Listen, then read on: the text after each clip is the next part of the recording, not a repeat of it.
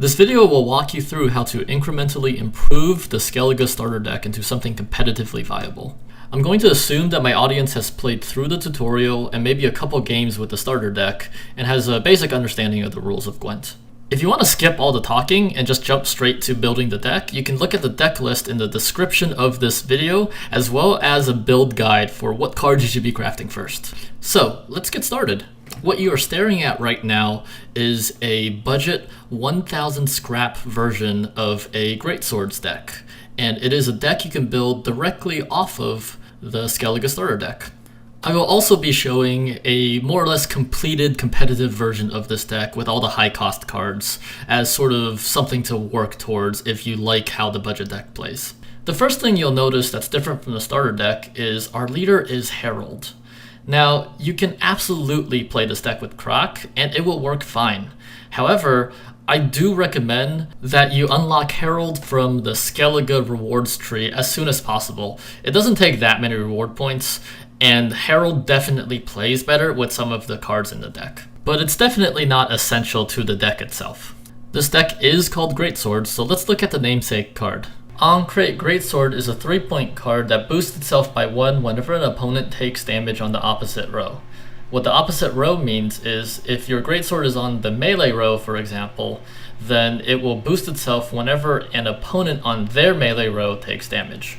So the rest of our deck revolves around dealing damage to our opponent's units to grow our own Greatswords, and then we also have a couple cards to protect our Greatswords from opponent's removal. To deal damage to our opponent's units, we have Mastercrafted Spear, which is an artifact that stays on the board and can deal 1 damage to any unit on the board once per turn. We also have Dimun Warshipx2, which deals 1 damage 3 separate times, so this will actually grow your Greatswords by 3. And we have Savage Bear, which the first copy will just deal 2 damage to a unit, but if you already have a copy in your graveyard, the second copy will deal 2 damage twice, for a total of 4 damage and 2 points of growth on your Greatsword.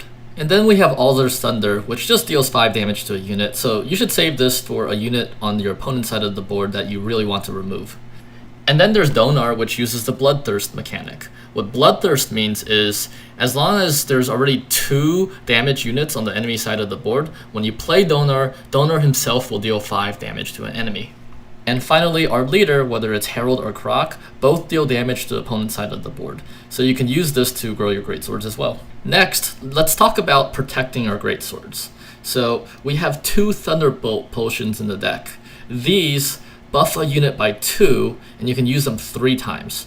So the strategy with this is you can play your Thunderbolt potion first, and provided your opponent doesn't destroy it immediately, you can then play a Greatsword and buff the Greatsword up before your opponent has the ability to remove it. If your opponent does kill your Greatsword, or you just want to reuse a Greatsword you've used in an earlier round, we have Freya's Blessing, which simply resurrects a bronze unit from your graveyard. Rounding out the Greatsword synergy, we have Craite Warcrierx2, which will grow itself by the amount an enemy is damaged. We also have an interesting card called Dragon Stream. Now this card spawns an effect on an enemy row, which will explode after 3 turns, dealing 3 damage to every unit on the row. So when we play the Greatsword, it only gets boosted if the enemy is on the same row as the Greatsword when we damage it. So you kind of convince your opponents to play their units on the other row, the row that is not affected by your Greatsword. And if your opponent stacks that row up, that's when you can play Dragon Stream and punish your opponent for trying to avoid your Greatsword. Just remember to play Dragon Stream while you or your opponent has at least 3 cards in hand, otherwise the game will end before the effect triggers. The rest of the deck doesn't synergize with the Greatswords explicitly, but are just strong Skellige cards to play. We have the Witcher Trio, which is just a super efficient and strong play. They're in the starter deck and there's no reason to take them out. It's 12 points whenever you play one of them. Just make sure to keep only 1 in hand and mulligan the other 2 so that they pop out of the deck when you play it. Then there's Drummond Warmonger, which is an artifact hate card. So if your opponent plays some artifacts, these are cards with chalices on them, like our Mastercrafted Spear. As long as they have 1 damaged unit, because Drummond Warmonger requires Bloodthirst 1, the Warmonger will destroy the artifact. And finally, we have a little discard package. The card in question is Haymay Skald, which will discard a card from your hand to draw an additional card from your deck. So this is a good way to filter your deck, cycle, and find the cards you need, like your Greatswords. We also have two cards that we would like to discard. These are Tuirseach Skirmisher and Morkvarg. And both of these kind of do the same thing. Tuirseach Skirmisher will return to the field when you discard it, and so will Morkvarg. Morkvarg is worded a little differently because if you play the Morkvarg from your hand onto the board and it dies, it will also come back once. But that doesn't matter too much because ideally we want to be discarding it anyways. Now, we don't have to discard these two cards. You can obviously use the skulls to discard other stuff you don't need, but if we find these two cards, then they're the best discard targets. And that is the entire deck. So, let's talk about crafting order. Obviously, if you have 1,000 scraps, you can go ahead and craft this right now, but if you don't, we can work our way up. We can build this piece by piece from the starter deck. I would start by crafting Mastercrafted Spear because these are solid by themselves. After that, we would craft the Greatswords because they work well with the spear and with our leader, and they're kind of the namesake of the deck. And then our Dimun Warshipx, because these are probably the most efficient way to trigger the Greatsword's abilities. After that, I would craft Morkvarg because it's such a powerful unit to discard with your Skalds since it comes back on the field. And then Dragon's Dream because it's a powerful finisher for the deck. And finally, we round out the deck with some of the less impactful cards. We craft 2 Savage Bears, Drummond Warmonger, and then Skirmisher. And that's the entire deck. If you want to see the order, I recommend to cut the cards from the starter deck in order to fill it with the cards you just crafted. You can look at the video description. I will be releasing a separate video showing me playing this deck and going through my thought processes and choices in game. So stay tuned for that one. But in the meantime, I'm going to round this video out by showing you sort of the finished upgraded version of this deck. With this version of the deck, you'll notice a lot more heavy-hitting gold cards. At the top of the list, we have Ragh Nar Roog, which is another weather effect that does 2 damage every turn on the row that you apply it to. This is great for triggering Greatswords, but it also strongly encourages your opponent to play into the other row, which sets up for your Dragon's Dream. Next, we have Geralt Aard. Geralt can push up to 3 units from the melee row into the range row, so if your opponent isn't cooperating and you want their units to be in the range row, Geralt will do it for you. Next we have Regis, which is a really interesting effect. It will deal 1 damage to every unit on a row, but if it kills a unit, it will continue to do its effect until it doesn't kill a unit or all the units on the row are dead.